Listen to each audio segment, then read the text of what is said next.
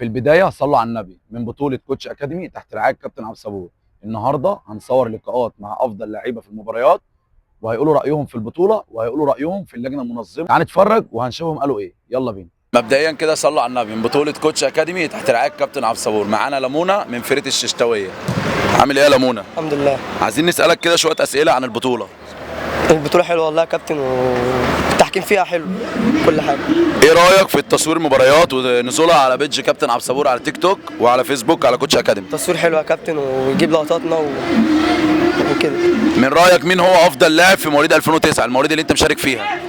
هو كلنا حلوين والله يا كابتن، ما شفتش حد لغاية دلوقتي لسه، وكلهم حلوين بس لسه برضه لسه ما نخش في الادوار مفيش الاقصائية. لعيب خد عينك لغايه دلوقتي؟ لا لسه في الادوار الاقصائية، لسه اما تيجي هنشوف بقى. من رايك مين افضل فرقه في البطوله حتى الان؟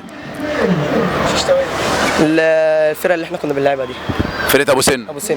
تتوقع مين ياخد البطوله؟ ششتاوية المنظمين ليها. وجه كلمه لكابتن عبد الصبور واللجنه المنظمه. شكرا. شايف نفسك فين بعد 5 سنين؟ ان شاء الله في الممتاز. ربنا يكرمك.